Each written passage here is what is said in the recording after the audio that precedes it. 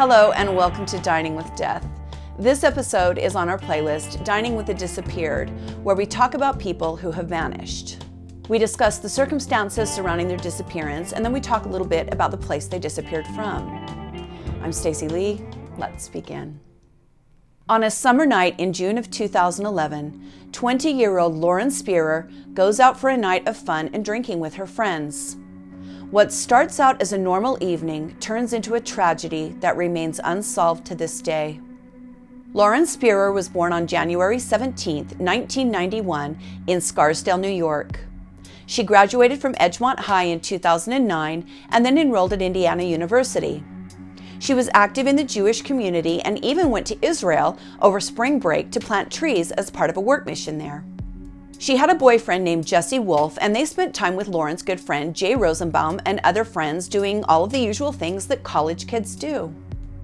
On June 3, 2011, the group goes out for some drinks in Bloomington, Indiana, after drinking at home for a while. Lauren leaves her apartment around 12:30 a.m. with her friend David Rohn. They went to Jay Rosenbaum's apartment, and then they met up with his neighbor Corey Rossman.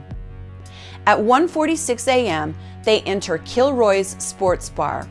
They stay until almost 2:30 a.m., and people report seeing Lauren leave the bar with Corey Rossman.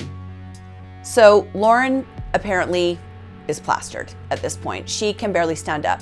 She is so drunk that she leaves her shoes and her phone at the bar. I mean, that is, you're gone when you're leaving your phone and your shoes behind.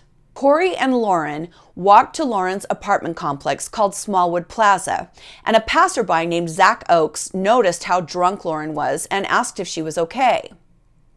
Lauren tells this Good Samaritan that yes, she's fine, and she's obviously with a friend who she apparently knows, and so he lets her go and they walk off. Corey and Lauren go inside Lauren's apartment for a little bit, and then security cameras catch them leaving Lauren's apartment at 2:48 a.m. Lauren and Corey walk down this alleyway that runs between College Avenue and Morton Street. They come out of this alleyway and they head down it and into this vacant lot that leads near Corey's apartment building. Lauren and Corey then arrive at Corey's apartment, where Corey's roommate Michael Beth helps them inside. Corey is so drunk that he throws up all over the floor in his house. So not only is Lauren, tanked, but Corey is too. Corey's roommate Michael helps him upstairs and gets him into bed.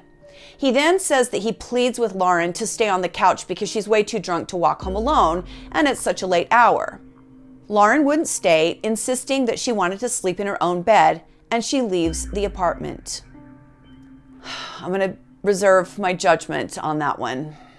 Now, Michael does the right thing here in that he calls Jay Rosenbaum, Lauren's good friend, and he tells him, hey, Lauren is headed your way and she is plastered. He tells Jay, you need to take care of her.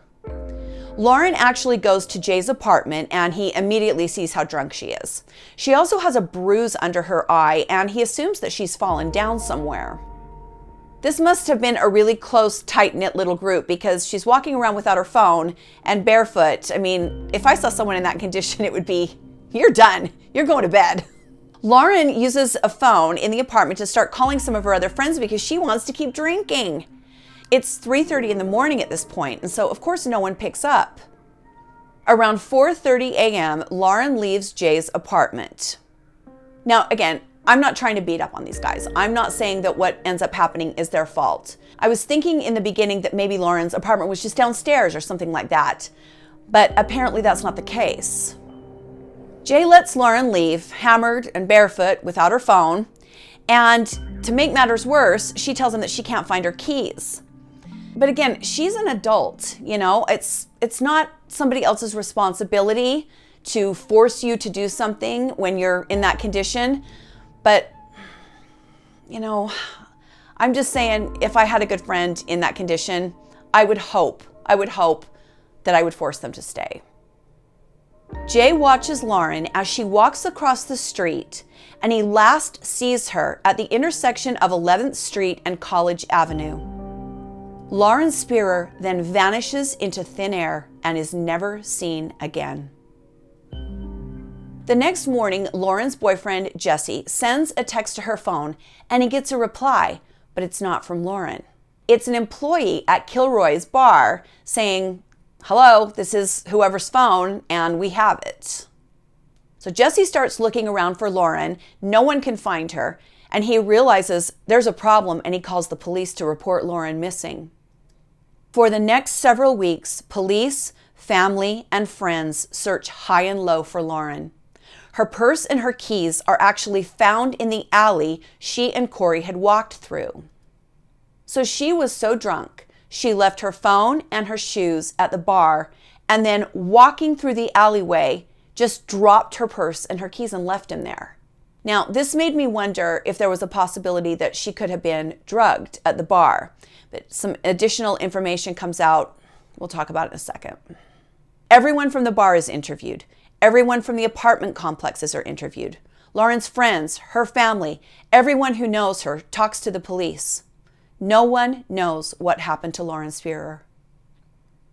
In August of 2011, 2 months after the disappearance, police organize and perform a 9-day search of the Sycamore Ridge landfill in Pimento, just south of Terre Haute. They have some tips and some reason to believe that Lauren's remains might be located there. Bloomington police didn't have much to say about the search for missing IU student Lauren Spierer at Wednesday's press conference after their 2 most promising leads were dismissed on Monday. WTIU's Alex Roy has more. Bloomington Police Captain Joe Qualters says the search for Lauren Spierer is not winding down. Bottom line is that as we said, these search efforts do in fact continue, and the need for volunteers is still there. As the search continues into more expansive areas of land outside Bloomington's city limits, the need for volunteers is growing. I am extremely disappointed by the fact that only one of Lauren's friends have called the police department, the Bloomington Police Department, with any information. In an effort to make it even easier to report tips, the Spierers have established a post office box where confidential, anonymous information can be sent. It should be addressed to Find Lauren. The P.O. box number is 1226. It's in Bloomington, Indiana, and the zip code is 47402-1226. The search for Lauren is now in its 3rd week, and police say they do not have any credible leads. For WTIU News, I'm Alex Roy. Again, if you have any information, the address is below. Find Lauren Spierer, P.O. Box 1226, Bloomington, Indiana 47402. The Indiana University Police and the FBI took part in that search. After 9 days of searching, nothing was found. Students moving into the apartment building where missing IU student Lauren Spierer lived at the time of her disappearance say they're aware of the search for her. WTIU's Gretchen Frazee reports. Students are beginning to move their belongings back into Smallwood Apartments in Bloomington, where Lauren Spierer lived before she went missing this past June. Many of the students were not in town over the summer, but they say the incident is on their minds. We talked about it more during the summertime, but we've still been talking about it, and I know my roommate and I are going to go to a safety awareness seminar later today. Other female students say they will take extra precautions when they go out this year. I'm not too worried about it, although I do feel really bad about the situation, and I think everyone should be careful. Yeah, again, I'm not really worried. I don't think the campus has changed. I was here last year and everything was fine. Although we never go out alone, we always use the buddy system. We're roommates and we stick together. One mother said her son won't let a girl walk home alone.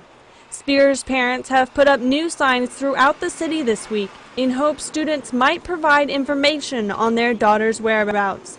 For WTIU, I'm Gretchen Frazee. Months go by, and then years. In 2015, a man was arrested for murdering another IU student, Hannah Wilson. He was investigated but ultimately dismissed as a suspect in Lauren's disappearance. In January 2016, the FBI gets a tip that leads them to Martinsville, about 20 miles north of Bloomington. A man living there with his parents, named Justin Wagers, had been exposing himself to numerous local women, and some thought he might be involved in Lauren's case. So cops take cadaver dogs to the residence where this guy lives, and they have the dogs go all over the property, and they actually hit on a location in the barn. The police then bring in anthropologists who start digging. They dig and dig, thinking maybe they'll find some sign of Lauren, but nothing is ever found. So that's still very interesting. We've got a guy here out in Indiana living in the rural area somewhere who has cadaver dogs that have hit on a spot in his barn.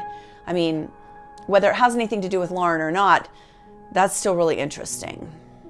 Despite all of these attempts to locate her, the searches, the police involvement, absolutely no trace of Lauren Spierer has ever been found. She has now been missing for just over 10 years. Now, there are quite a few theories as to what happened to Lauren. Her parents believe she is dead. They also have voiced their opinion that they feel she was drugged. Now, I kind of was thinking the same thing because she was so out of it. The problem with that theory is that it came out from people that were close to Lauren that she did on occasion use drugs. And she had actually been sent home from a summer camp one year because she'd been caught with drugs. So, if she was drinking and also doing other things, she could have been, in a really bad state. Lauren's parents have voiced suspicion about the men Lauren was with that night, including her boyfriend, because all of them retained lawyers after the disappearance and refused to take a polygraph test. Honestly, I know this is not what people like Lauren's parents want to hear, but that's exactly what you should do in a situation like this. You should get a lawyer. I'm not saying don't cooperate and don't talk to the police, not saying that at all, but you should be represented. And polygraphs, you know how I feel about those. But the notion that anyone who hires a lawyer when they're involved in a case like this, that's a sign of guilt, it's ridiculous. Anyone who knows anything about the law or about crime knows that you should be represented.